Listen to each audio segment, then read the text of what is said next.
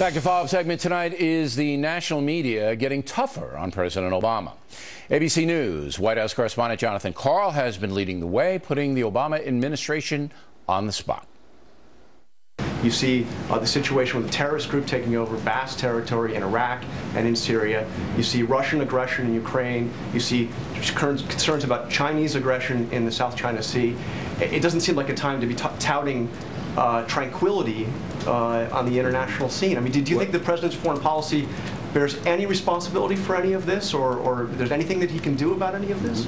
I think what the president has been really clear about is that he will allow one core principle to guide his thinking about what we can do to advance U.S. interests in each of these hotspots that you've mentioned, and that's the national security interests of the United States of America. That's just gobbledygook. That statement means nothing. Joining us now from Washington, Rick Klein, political director for ABC News. Now, as you know, millions of Americans believe all the networks, CNN, MSNBC, were very soft on President Obama until recently. Do you see it that way? I think there's been accountability throughout. I do think that what you see now, and maybe it's naturally part of the 6th year of a presidency, maybe it has to do with just the fact that there's so many hotspots out there and so much going on. I do think you've seen a little bit more scrutiny of late. There's been certainly more scandals in the last couple of months, and semi-scandals and mini-scandals, and definitely more ways to question the Obama foreign policy. Okay, but you guys were late to the table on the scandals. I mean, the Benghazi and the IRS, we've done a number of stories counting up the minutes that ABC, CBS, NBC spent on them. Very, very small, minuscule. But now it seems that the tide is turning. And not only did Karl, and I think Karl's a good correspondent, second only to Ed Henry, our guy. But you see it at CBS and even NBC. I mean, when NBC starts to pound the president, you know something's going on. Do you feel that there is a disintegration of the administration? I think a lot of it attracts public support, and we know that there's more skepticism and less trust of this president than there was certainly before his reelection and even than there was a year ago. And I think when you add to that just the volume of things. Look, if you had asked the president throughout his first term and even through his second term about a lot of different problems that he's faced, his stock reaction has been to say, well, look at what I inherited. And there's no doubt he inherited a lot of bad things. But that becomes less and less, I think, credible as time goes on. Especially so when the problems get worse. But you just said something very interesting. You say it tracks the polls. I don't think network news coverage should track the polls. I mean, we certainly don't track the polls on the factor. We do the stories that we believe are important for the American people to know about.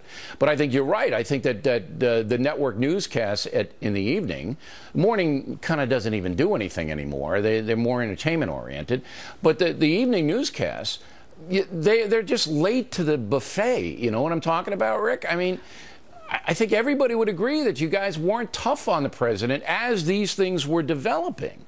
I think you look at Benghazi, I think we were very aggressive in our reporting early on in that, and John Karl, as you mentioned, was out front in a lot of that. And I think you also look at the entirety of our coverage, including what we do online. Look, that 30 minutes that you see at night is just a piece of what ABC News represents. But I think for all the networks, look, there's no question that this is a different phase of the presidency. I think in terms of how their ambitions have played out, in terms of how the scrutiny has been applied, things are different now. It is a different stage of a presidency. But why are things different now? Is it because the failure is so glaring?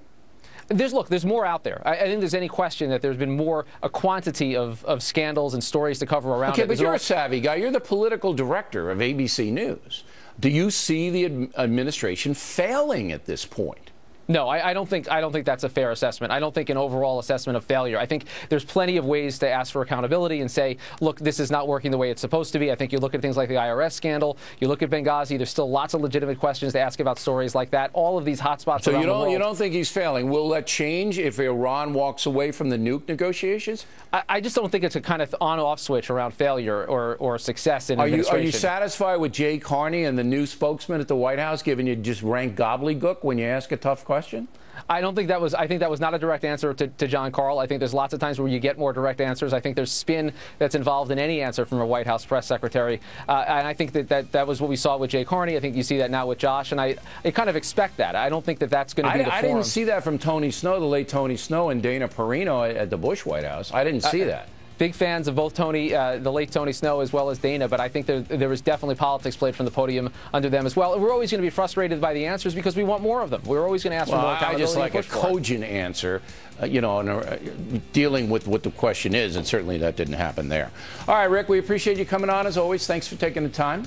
Plenty more ahead as the Factor moves along this evening. Charles Krauthammer on whether Iran will stop developing a nuclear weapon or embarrass the West and President Obama in the negotiations.